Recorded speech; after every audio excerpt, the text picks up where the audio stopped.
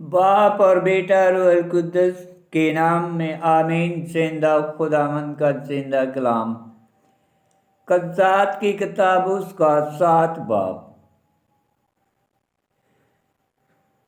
मदयान पर फतह।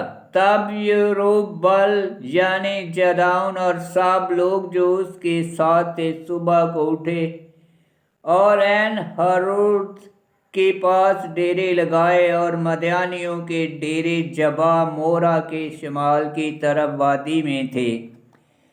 तब खुदावंद ने जदाऊन से कहा कि तेरे साथ के लोग इतने ज्यादा हैं कि मैं मदयान को उनके हाथ में नहीं कर सकता।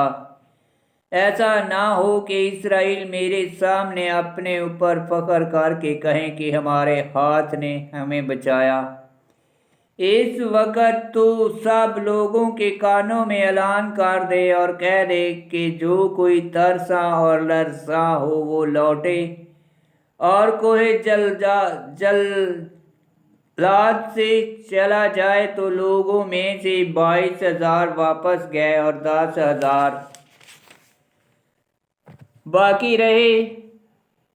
तब खुदावंद ने जदाऊन से कहा कि लोग हनूज ज्यादा हैं, लिहाजा तू उन्हें पानी की तरफ नीचे ला और मैं वहां उन्हें आजमाऊंगा। और जिसकी बाबत मैं कहूं कि ये तेरे साथ जाए तो वो तेरे साथ जाएगा, और जिसकी बाबत मैं कहूं कि वो ना जाए तो वो ना जाएगा। चनाचा वो उन लोगों को पानी के पास नीचे लाया और खुदावंद ने जदाऊन से कहा कि सब जो पानी को अपनी जबान से चपड़ चपड़ कर पिए जैसा कि कुत्ता पीता है, उन्हें तू एक तरफ खड़ा कर, और ऐसा ही उन्हें जो पीने के लिए घुटनों के बल झुके। चनाचा जिन्होंने अपनी हथेली से पानी मुंह को लगाकर चपड़ चपड़ कर पिया, 300 आदमी थे, और बाकी सब लोग पानी पीने को अपने घुटनों के बल झुके। तो खुदावंद ने जदाऊन से कहा कि इन 300 आदमियों से जिन्होंने चपड़ चपड़ के पानी पिया मैं तुझे रिहाई दूंगा और मदयान को तेरे हाथ में कर दूंगा, और बाकी सब लोग अपने अपने मकान को वापस चले जाएं। लिहाजा उन्होंने लोगों के घड़े अपने हाथों में लिए और नरसिंगे उठाए, और बाकी बने इस्राएल में से उसने हर एक को उसके खेमे में भेजा और 300 आदमियों को अपने साथ रखा। और मदयानियों के डेरे उनके नीचे वादी में थे। और उस रात को ऐसा हुआ कि खुदावंद ने उसे फरमाया, उठ और लश्करगाह को जा, कि मैंने उन्हें तेरे हाथ में दे दिया है। और अगर तू नीचे उतरने से डरता है तो तू अपने गुलाम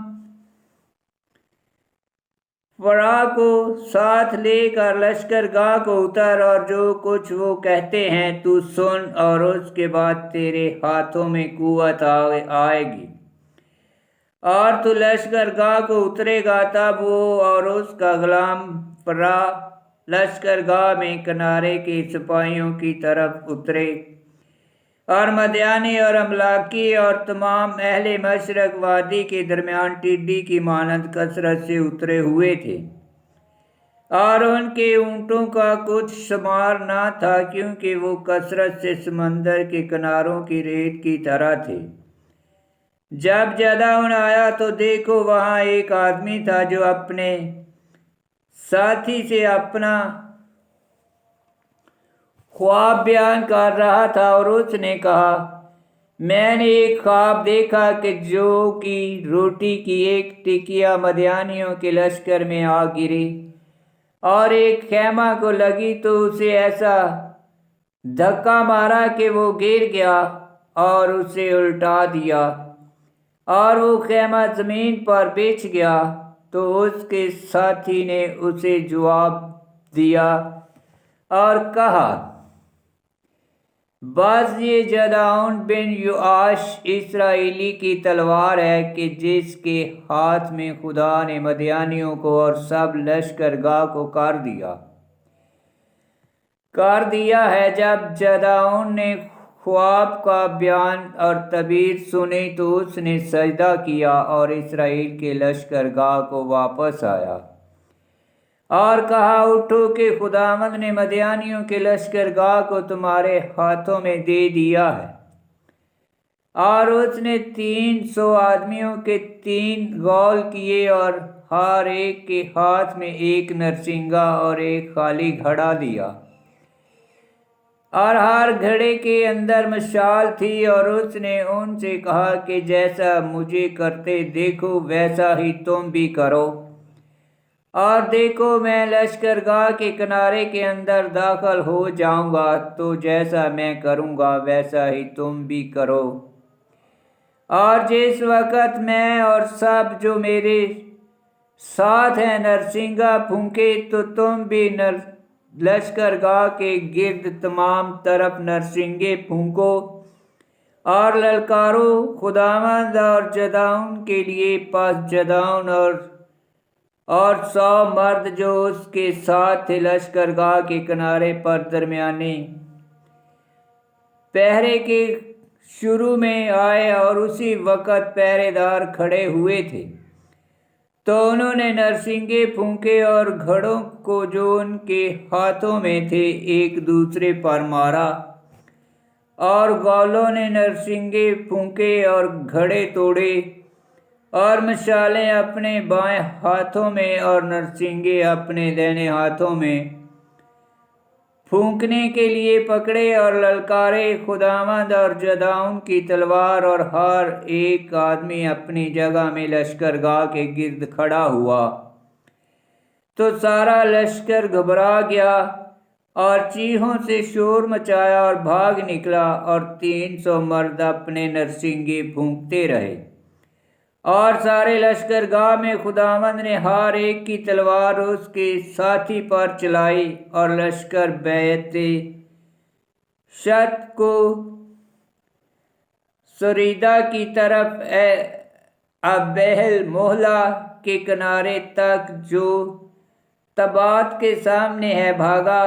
اسرائیلی مرد نپتالی اور آشر اور تمام منسے سے اکٹھے ہو کر نکلے، اور انہوں نے مدیانیوں کا تعاقب کیا، اور جدعون نے تمام کوہ افریم پر قاصد بھیجے اور کہا کہ مدیانیوں کے مقابلے میں باہر نکلو اور ان کے خلاف گھاٹوں پر بیت مارا اور اردن تک قبضہ کر لو۔ تب افریم کے سب مرد جمع ہوئے اور بیت مارا اور اردن تک گھاٹوں پر قبضہ کیا، اور انہوں نے مدیانیوں کے سرداروں میں سے 2 سردار اوریب اور زیب کو پکڑا، اور اوریب کی چٹان پر اور زیب کو زیب کے کولو کے پاس قتل کیا، اور انہوں نے مدیانیوں کو رگیدا، اور اوریب اور زیب کے سروں کو اردن کے پار جدعون کے پاس لائے۔ آمین۔ خداوند کا پاک کلام کا پڑھا اور سنا جانا باعث برکت ہو۔